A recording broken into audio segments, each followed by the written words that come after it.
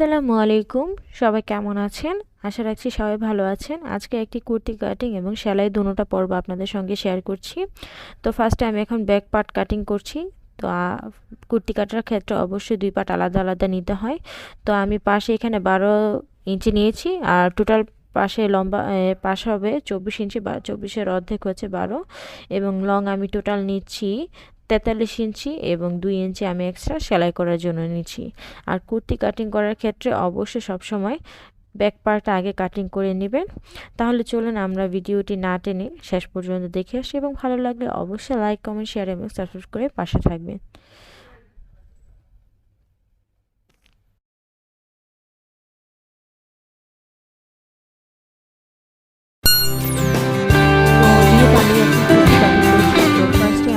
এখন শোল্ডারের মাপ নিয়ে নিয়েছি। তো শোল্ডারের মাপ আমি এখানে 7.5 ইঞ্চি দিয়েছি, এবং আর্ম হোলের মাপ আমি এখানে 7.5 ইঞ্চি রেখেছি।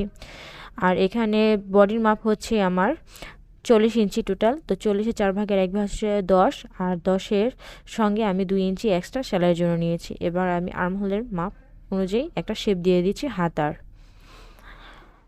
তারপর আমি এখন উপর থেকে নিচে 14 ইঞ্চি ডাউন করে একটা মার্ক করে দিচ্ছি, এবং দোনো সাইড দিয়ে আমি এখন দাগটা দিয়ে দিচ্ছি। তারপর আমি সোজা বরাবর স্কেলের সাহায্যে এখন সমান একটা দাগ দিয়ে দিব। আর এখান থেকে আমি টোটাল 21 ইঞ্চিতে নিচে আরেকটা দাগ দিয়ে দিচ্ছি। এটা হচ্ছে হিপের মাপটা। তো এখানে আমি স্কেলের সাহায্যে লম্বালম্বি একটা দাগ দিয়ে দিচ্ছি।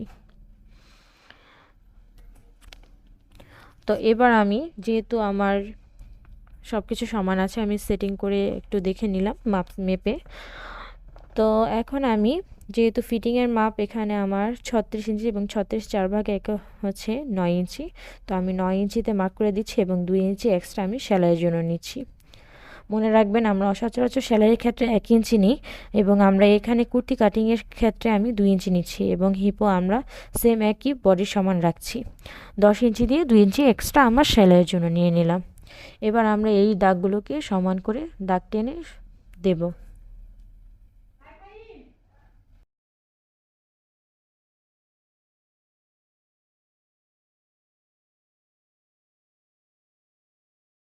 এবার আমরা চলে আসলাম নিচে, এবং নিচের ঘেরের ক্ষেত্রে সবসময় মনে রাখবেন কুর্তি কাটিংয়ের ক্ষেত্রে উপরে যেহেতু আমরা 10 ইঞ্চি নিয়েছিলাম বডির 4 ভাগের 1 ভাগ, সেম একই আমরা নিচেও 10ই নিচ্ছি 4 ভাগের 1 ভাগ, এবং 2 ইঞ্চি এক্সট্রা সেলাইয়ের জন্য নিচ্ছি। এবার এই দাগ বরাবর আমরা এখন দাগ টেনে দেব।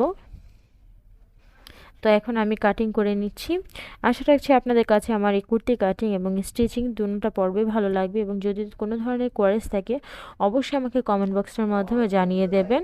আপনারা আমাকে কমেন্ট করেন না, আমি খুবই কষ্ট পাই এটা দেখে, কারণ খুব কষ্ট করে এই ভিডিওগুলো মেক করি, এবং আপনাদের কাছ থেকে কমেন্ট পাই না, এবং আপনাদের কমেন্ট পেলে খুবই উৎসাহিত লাগে নিজের কাছে ভিডিও মেক করতে। তো এই তো এবার আমরা এখন সামনের পার্টটা কাট করছি, ফ্রন্ট পার্ট। তো ফ্রন্ট পার্ট কাটিং করার ক্ষেত্রে সেম একইভাবে আমি কাপড়টাকে বিছিয়ে 2 ভাঁজ করে নিয়েছি, এবং সেম একইভাবে রাখছি। এবং আমরা যেহেতু সামনে আমরা ফাড়া হবে সেজন্য মাঝখানটাতে, সেজন্য আমরা 1/2 ইঞ্চি ব্লাউজের মতো, ব্লাউজ কাটিং করার ক্ষেত্রে যেরকম আমরা সামনের পার্টে 1/2 ইঞ্চির মতো এক্সট্রা কাপড় রাখি, ঠিক সেম একই রকমভাবে এই কুর্তি কাটিংয়ের ক্ষেত্রেও সামনে দিয়ে মাঝখানটাতে আমরা 1/2 ইঞ্চি এক্সট্রা নিয়ে নিয়েছি। এবং আগে ফার্স্টে আমি এখন এই ব্যাক পার্টটাকে ফ্রন্ট পার্টের উপরে রেখে বিছিয়ে আমরা আগে কাটিং করে নেব। তারপর আমরা নেক এবং আর্ম হোলের জন্য, ফিটিংয়ের জন্য তালপাট আমরা কাটিং করে নেব।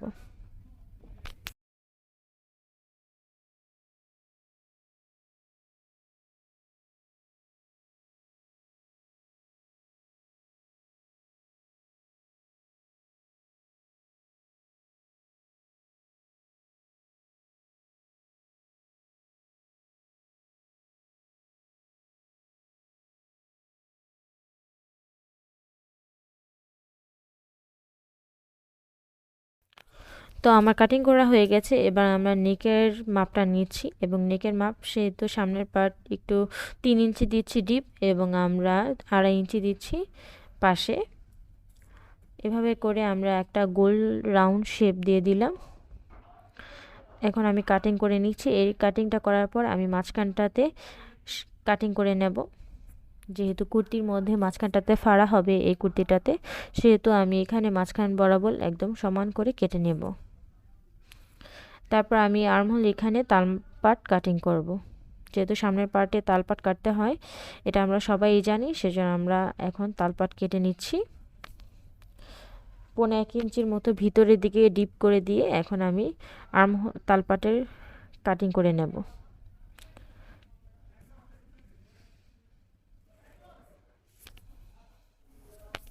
তো আমার তালপাট কাটিং করা হয়ে গেছে এবং মাঝখান বরাবর কাপড় দেওয়ার জন্য আমি এখানে 2টি কাপড় নিয়ে নিয়েছি, একটা 2 ইঞ্চি আর একটা হচ্ছে 3 ইঞ্চি। তো এখন আমরা সেলাই পর্বে চলে আসলাম। তো সেলাই পর্বে আসার ক্ষেত্রে আমরা ব্লাউজের ঠিক যেরকমভাবে উপর পাশটাতে ফার্স্টে আমরা যেই পাশটা বাম পাশটা সেলাই করছি, বাম পাশটা উপরের দিকে দিয়ে আমরা সেলাই করব। ভিতরে দোনোটা পট্টির কাপড় সেম থাকবে। এই যে লক্ষ্য রাখুন, প্রথমে এটা আমি বাম পাশ সেলাই করছি এবং ভিতরের দিকে আমি কাপড়টা সমান রেখেছি। ভাঁজ সাইডটা আমি ভিতরের দিকে দিয়ে উপর দিক দিয়ে এই সেলাইটা দিচ্ছি। ব্লাউজের ক্ষেত্রে আমরা যেভাবে বুতাম ঘর তৈরি করি ঠিক একই রকমভাবে এখানে সেলাইটা হবে। তো আমার সেলাই করা হয়ে গেছে। এবার আমরা এটাকে উল্টিয়ে ভিতরের দিকে একদম দিয়ে দেব। আপনারা লক্ষ্য রাখুন ভিডিওটা, এভাবে ঘষে নেবেন নখের সাহায্যে। তো এই যে ভাঁজ করে আমি ভিতরের দিকে এখন উল্টিয়ে একদম সমান করে দাগ বরাবর আমি এখন একটা উপর দিয়ে সেলাই বসিয়ে দিচ্ছি।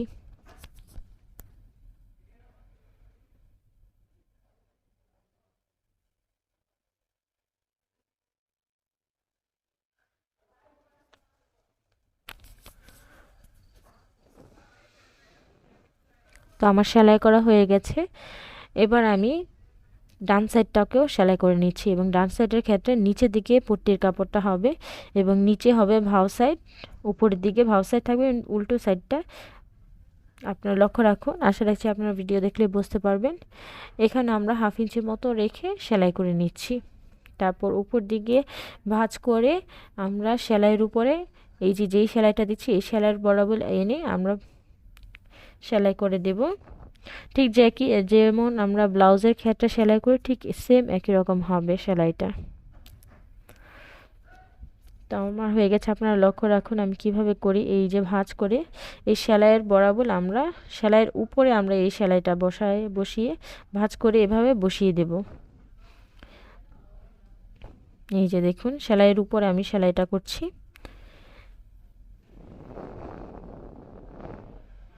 আমরা এদিকে অনেকেই ভুলটা করি, কি ভুলটা করি যে আমরা ভাঁজ করে ওই যে বাম সাইড যেভাবে সেলাই করেছি ভিতরের দিকে সবটুকু কাপড় ঢুকিয়ে দিয়েছি, ঠিক সেম একই রকমভাবে অনেকেই আমরা এই ভুলটা করি। এই ভুলটা করবেন না, বাড়তি রেখে তারপর আমরা সেলাইয়ের উপরে সেলাই করব। তো সেলাই করা হয়ে গেছে। এবার দুইটা পাশ আমি সমান করে বসিয়ে নিয়েছি এবং উপরে যেহেতু গলা ঢোকাতে হবে সেজন্য আপনারা এখানে যত ইঞ্চি তত ইঞ্চি রাখতে পারেন। তো আমি এখানে 3 ইঞ্চি এক্সট্রা রেখেছি এবং নিচের থেকে উপরের দিকে আমরা যেহেতু ফাড়া হবে এখানে আমি 15 ইঞ্চির মতো রেখেছি। 2 ইঞ্চি সেলাইয়ের ক্ষেত্রে চলে যাবে, তো বাকি থাকবে হচ্ছে 13 ইঞ্চি। এবার আমরা এখান থেকে এই যে উপরে যে পর্যন্ত দাগ দিয়েছে এই পর্যন্ত আমরা এখন সেলাই করে নেব।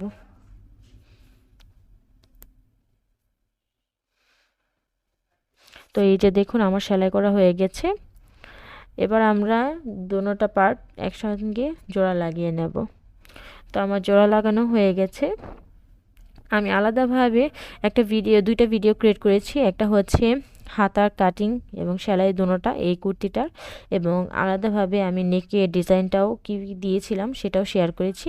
তো আজকের পর্বে জাস্ট কুর্তিটা কিভাবে আমি সেলাই করেছি এবং কাটিং করেছি এতটুকুই শেয়ার করলাম। আশা রাখছি আপনাদের ভালো লাগবে। ভিডিওটা খুব বেশি বড় হয়ে যাচ্ছিল, সেজন্য আমি শর্ট করার জন্য এতটুকুই রাখলাম। আপনারা দয়া করে অনুগ্রহ করে অবশ্যই আমার ওই ভিডিওগুলো দেখে আসবেন। আশা রাখছি আপনারা পুরোপুরি দেখলে বুঝতে পারবেন এবং কোনো ধরনের ভুলভ্রান্তি হয়ে থাকলে অবশ্যই সবাই ক্ষমার দৃষ্টিতে দেখবেন। আজকে এই পর্যন্তই। সবাই ভালো থাকেন, সুস্থ থাকেন। আবার নেক্সট ভিডিওতে দেখা হবে নতুন আরেকটি ব্লগে। আল্লাহ হাফিজ, আসসালামু আলাইকুম।